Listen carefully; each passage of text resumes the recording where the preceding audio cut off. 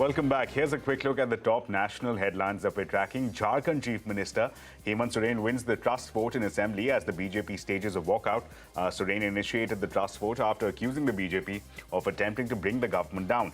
The Election Commission is reported to have recommended Soren's disqualification as an MLA for allocating a mining lease to himself. The CBI refutes Delhi Deputy Chief Minister Manish Sisodia's allegation that one of the CBI's officers died by suicide because he was pressurized to frame the Aam Aadmi Party leader in a false case. Referring to Sisodia's allegations as mischievous and misleading, the CBI said that the officer was in no way connected with the investigation. At least 4 people were killed in a fire at a hotel in UP's Lucknow. State police says that they have arrested the owners and senior staff of the hotel.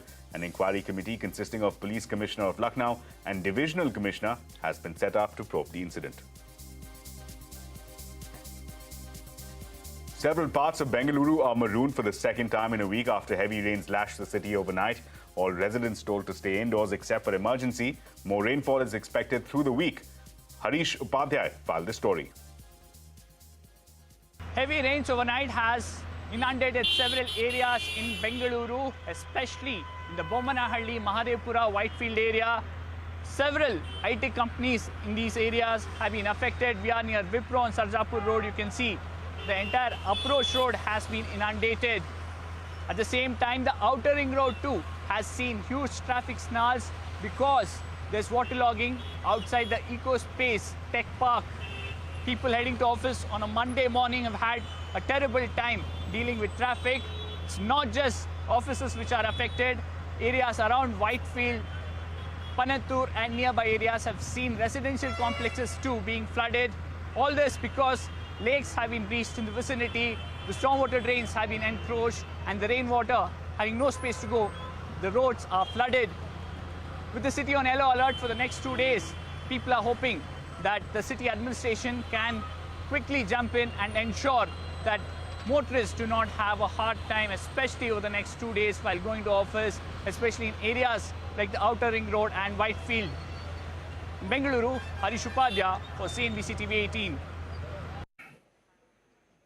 Moving ahead, it's Teachers' Day today, and in the honor of all teachers, Prime Minister Modi announced to set up 14,500 PM Shri schools across the country.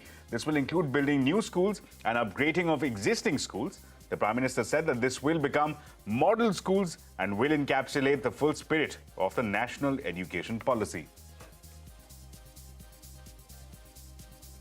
Well, here's a CNBC TV18 exclusive now. Honeywell Automation has underperformed its peers in the past 1 year. The company's margins have also seen a sharp contraction. But the company has big plans and is hoping for a golden year ahead. Nigel D'Souza visited Honeywell factory in Pune to find out more. Take a look.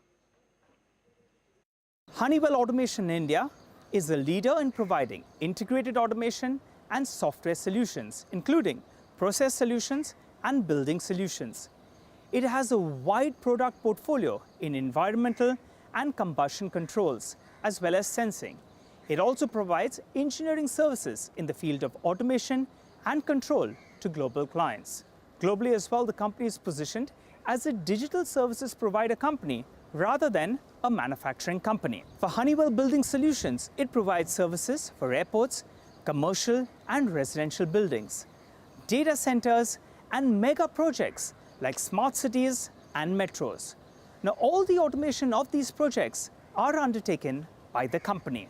We are focusing now on the growth that we see in the order book, right? That's our main engine. And we have to keep making sure that we get good quality orders that we can turn over a period of time that I mentioned to you, right? So if that keeps happening, then we see that we will get a tailwind on our revenues, and that's what we are all working towards. You know, that's where everybody is working hard. So they'll improve from here?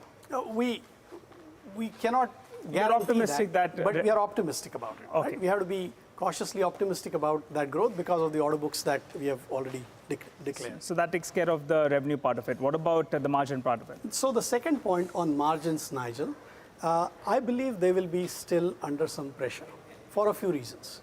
Number one, we will have the supply chain related challenges and the inflation that you see around the world. We will continue to look for opportunities to optimize the costs of delivery. FY24, can it be as good as FY19, which was the golden year? Do you think so? That's where the efforts are. We are marching towards that, only the time will tell. And well, before we wrap, William Sonoma, the owner of brands like Pottery Barn and West Elm, is bullish in India and the furnishing sector. Shireen Bhan spoke to Laura Olber, the global CEO of William Sonoma, on the plans to bolster growth here in India. India has just boomed in terms of its growth. And so it's a perfect time. We are so thrilled to be here. We're about to open Pottery Barn and Pottery Barn Kids. And, there's many great cities that we are going to bring our brands, and we have our websites up.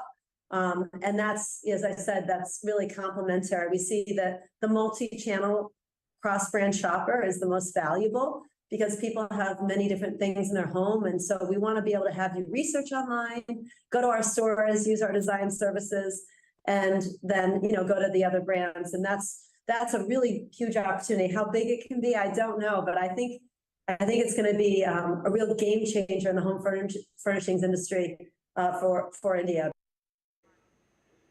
Well, that's all the time that we have for. It's a wrap on this edition of India Business Hour. Thank you so much for watching. News continues right here on CNBC TV 18.